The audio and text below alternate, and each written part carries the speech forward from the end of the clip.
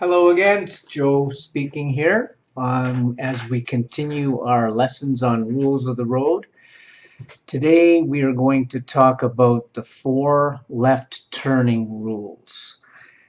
What I do with my students when we learn how to turn left is I talk to them about the 4 rules, and then we spend as much time as we possibly can on actually practicing them. Every time you come up to a place where you want to make a left turn, things seem to change. The situation changes. There might be cars, there might not be, there might be pedestrians, bicycles, whatever. But even though I keep going around the same big square so that we get lots of practice, every time we get to that a different intersection, things seem to change. So I might go around that same great big square 3 times. And even that might not be enough. I might go around 3 times on the next lesson as well. It depends on how things go and what the traffic is like, and if we're actually able to learn something new each time we go around. So the 4 left turning rules, these apply in any situation.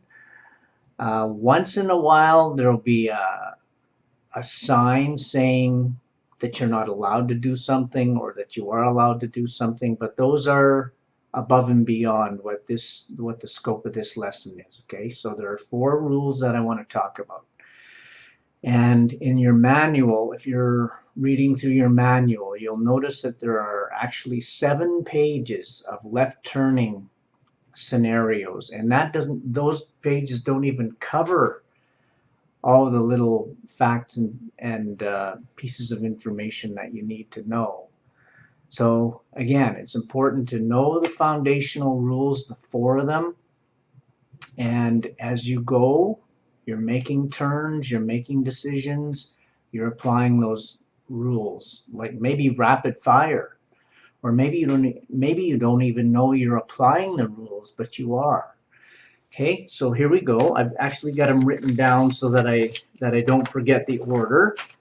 And first thing you need to do is you have to be in the correct position in order to start your turn.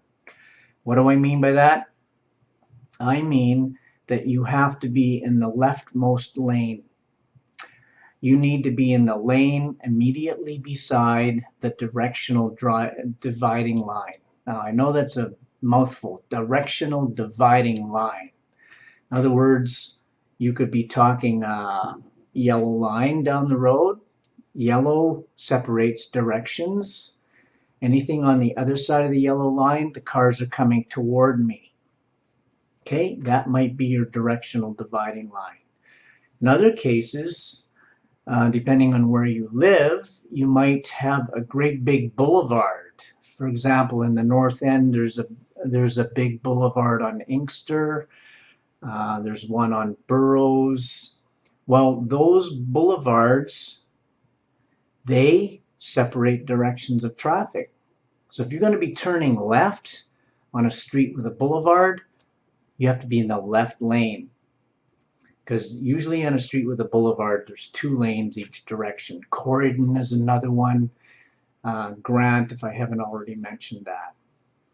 Sometimes there's no real directional dividing line, so you have to kind of use a virtual center. Maybe a crack down the middle of the road would act as a dividing line, or maybe a strip of snow that's kind of developed as the winter has moved along. Okay, you have to figure out what is separating directions and then get into the lane immediately beside that. Okay, so that's rule number 1. The next one is when you get into the proper lane to begin your turn, you don't just turn. You have to yield to oncoming traffic. So if you're turning left and there's other cars coming toward you, you don't just turn out in front of them because you want to go. You have to wait. That's the rule, that you yield to oncoming traffic. So if there are cars coming, you go in, you take your position, and you wait. And then when those cars are all gone, then you may go. Okay, so that's yielding to oncoming traffic. The third one is turn left of center. Now that's the way they word it in the book. I think that wording is a little bit awkward, quite frankly. I think it should be turn before the center. We're talking about the physical center of the street there, of the intersection. Turn before the center. So on lots of streets, there might be a manhole cover right in the middle of the exact middle of the intersection. What do you do with that? Well, you want to turn before you go over the manhole cover. You don't want to drive over the manhole cover and come back to your lane. Okay? So just suppose a car is coming from the opposite direction and you both want to turn left. Just try to imagine this. If you both want to turn left, you would turn with passenger door to passenger door. Okay, so you might need to think about that for a moment. That's called left of center. We'll practice that in the car.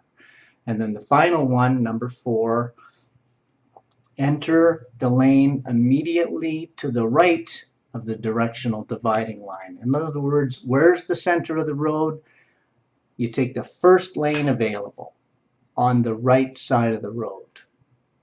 Okay, so those are the 4. I'll just review them one more time. Correct positioning to begin the turn, yield to oncoming traffic, turn left of center, and correct positioning to finish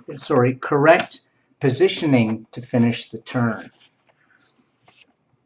So, and we talked about the directional dividing line already, so that's good. So there's one picture that I want to draw here, and this one is one that I would draw for the parents on parent night when I taught driver ed in the classroom to the 15 and 16-year-olds. And this is one that most parents got incorrect. So let me just draw it for you on my page here. We have a street like so, and we have a boulevard here and a boulevard there. Now, how can you see that? Yep, you can see that. Okay, and then we have a side street right here.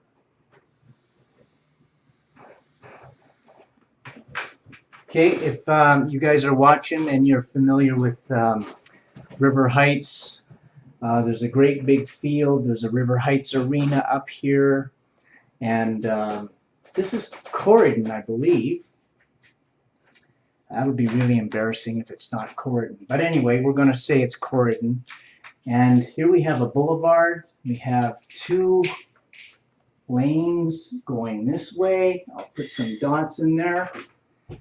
We have 2 lanes going this way. Actually, the dots shouldn't be in the middle of the intersection there, but that's okay. You'll forgive me for that.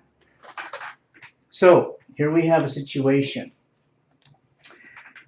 Here's my trusty car again. So suppose we're coming from this way and I want to turn left. What pathway do I take? I'm going to use this as, I'm going to draw a blue car here. There's the blue car. We are the blue car. What is the pathway that I take when I come down here? Well, let's just assume that there's a physical center here. I'm going to mark it with an X. The path we take is as follows, like this.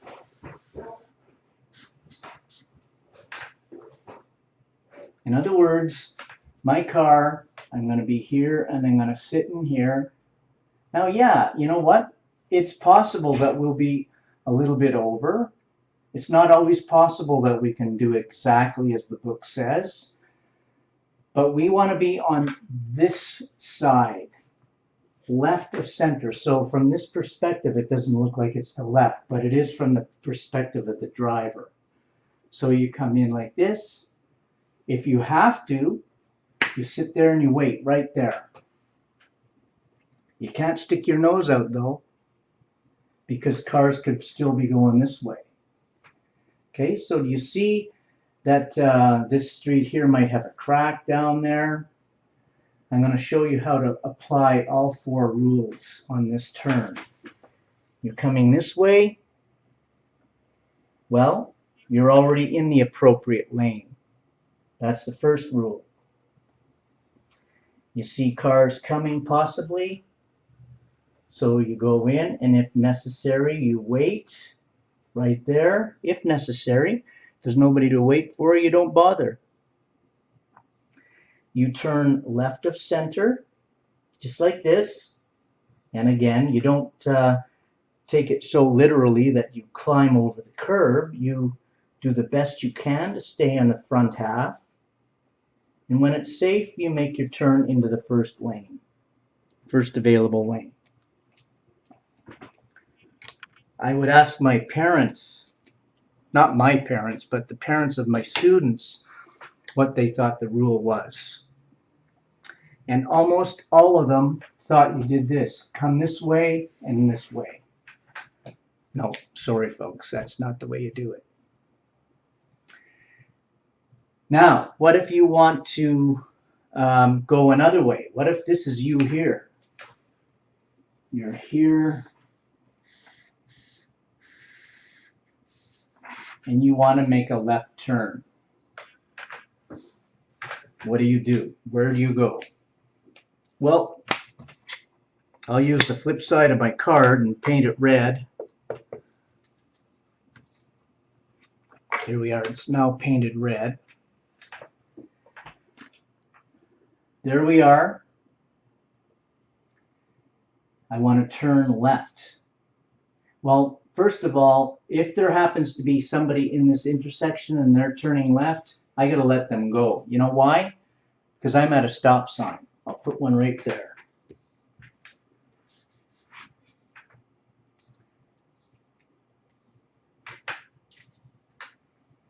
Here's the center. If I want to make a left turn, so there's lots of cars coming this way, lots of cars coming this way. And now this guy is gone, okay? Let's just pretend he's gone. This one here, if everything is clear, suppose everything is clear going this side. Well, I can come out and I can start moving over to the left of center. Now, if necessary, I'll stop right there. I can't stop out here because I'd be cutting people off. I can stop like this. I can hang my back end out if necessary, as long as I didn't cause somebody to swerve around me. Okay, so I'm sitting here, I'm left of center, I'm yielding to traffic that might be oncoming. When it's safe, I proceed into the first available lane, right there. Some people do this, they go, whoa, straight out, and they try to make this crazy turn like that. That's impractical, you know that. Left of center, into the first appropriate lane, first available lane, and that's how it's done. By the way, that is on page, let me see, 47 of the driver's handbook. And it's a very common mistake with people. Now, sometimes in places like Burroughs, Inkster, these openings are really big. And you have to just practice. You have to practice what you're learning here. If this is really big, then you have to use your judgment and think it through. Okay, so I'm going to leave it at that. That's a really important rule. So those rules on left turns are super important. Every time we go in a big square, we might be in the north end going Selkirk, Maine, Burroughs, Salter, and then do that 3-4 times. Okay, every time you get to one, it'll be different, as I said. So I'll stop repeating myself and I'm gonna see you next time. Take care.